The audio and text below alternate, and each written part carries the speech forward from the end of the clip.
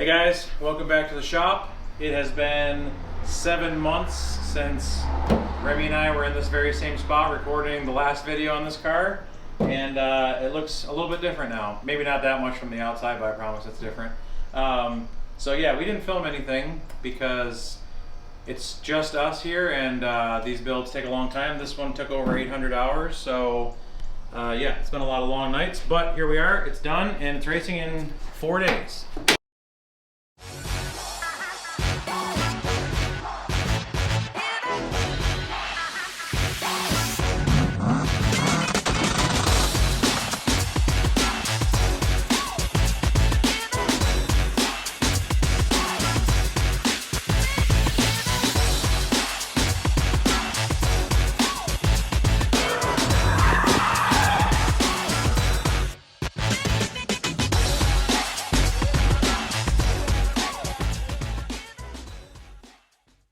So nothing like finishing it right at the end.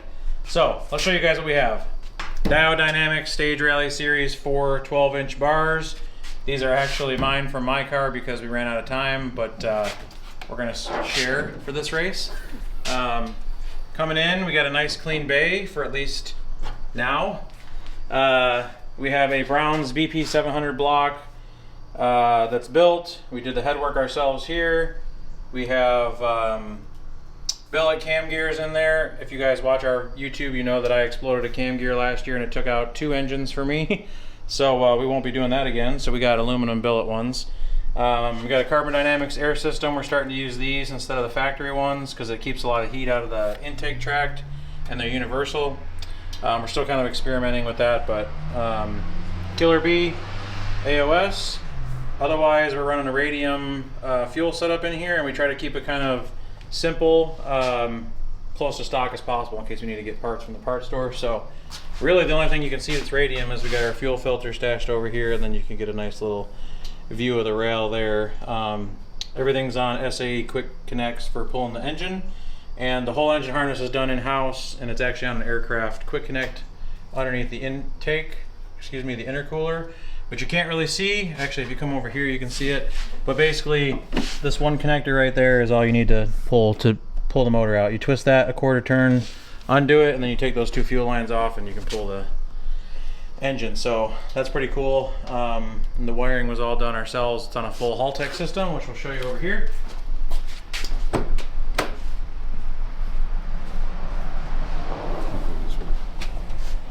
So if you come inside, you can see we have the IC7 display, which we have a bunch of different, like this is a stage screen, this is transit, this is like more of an old school one, and then this is a diagnostics window. So you can change those on the fly. We've got a Nexus ECU, or an Elite ECU, PDM, and the wideband controller hidden under the dash on the passenger side over there. We got a keypad here, and basically the whole car is on a CAN network now and powered by Haltech, so we have the ability to control anything we want to. Also, while we're in here, we're running the Stilo hardwired intercom system. We got a Nameless Performance handbrake, map DC CD diff controller, which we always run, and yeah, try to keep it super simple in here. As you can see, there's like almost no wiring to be seen, even though it's 100% road legal. And if you look between the seats, we have a XS Powers 1200 series battery that we run in all of our rally cars, and then we use a Melee mount, which we now have custom ones with our logo on them, as you can see now, that you can get on the website.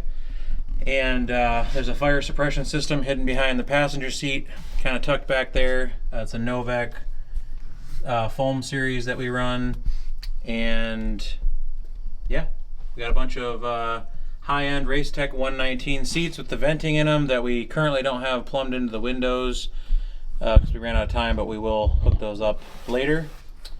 And we move to the back. You can see the fire suppression is down in the corner there, as I mentioned. These Racetech seats do require them to be bolted to the cage, so each one is on a bracket, and the seats essentially are part of the structure of the vehicle now. They're bolted to the floor and the cage. We got Joe's Racing Products quick release fire extinguisher mounts over here that you guys liked on Instagram. We have washer bottles moved down here now. And probably one of the best upgrades we have is we have a GoPro hardware kit from wiredgopros.com. So it's hardwired in with battery power, and then there's a switch on the dash that lights up red, and it forces the GoPro to record whenever you hit the button. We've had a lot of issues losing footage in the past with you know, the batteries dying on stage or not being able to hear the beeps that it's actually recording. So we won't be doing that again.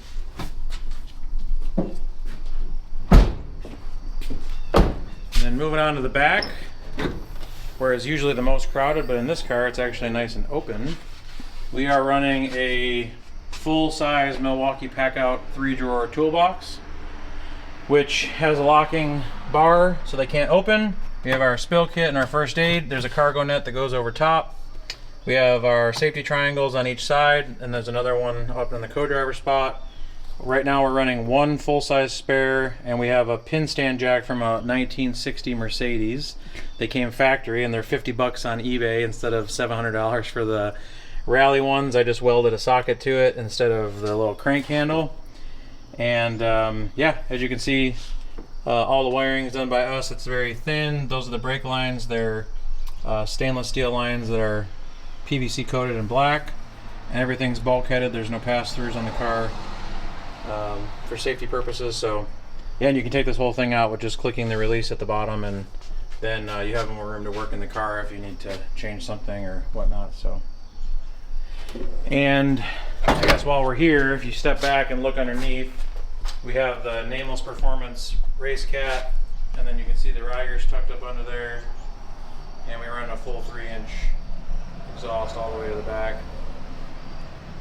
We high cut the bumper so that the center exit exhaust was up nice and high, and looks pretty good.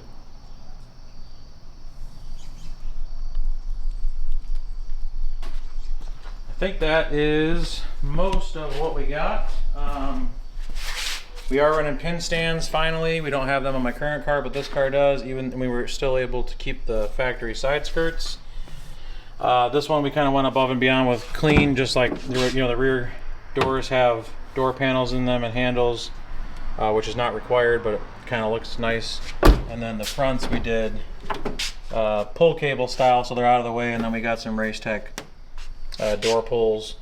We also have another fire extinguisher up here and another safety triangle. And yeah, the car is fully road legal, so that was a challenge with the Haltech. Like, even the license plate light has to work, everything to be road legal. We also wanted the windows to roll down. We did put a heater in the car, an aftermarket one, to save space, but it does have a heater. So unlike a typical race car, this was pretty challenging to wire up to have every light and signal, wipers, everything work, versus like a track car that, you know, you just don't even run windows and you don't need anything but for it to run, really. So that took a long time to do, but we're happy with how it turned out. And yeah, overall it's probably the cleanest thing we've ever built. I mean, the Forester was really clean, but as far as like a motorsports build that was from the ground up, if you guys look back at our video from 7 months ago, it's come a long way. We did the painting here. Well, we did it at a friend's house, but we painted it. We didn't send it out somewhere.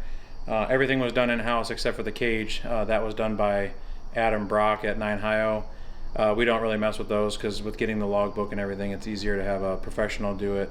But literally, besides the cage, everything was done in-house, which is pretty cool. So if you guys like the video, like, subscribe, check us out on Instagram. I know we're bad at posting videos regularly, but it's just me most of the time and a few of us here doing these things, so it's more important for us to build the cars and race than put up regular videos. So I hope you guys like it, and the next video you see will be it racing in 4 days.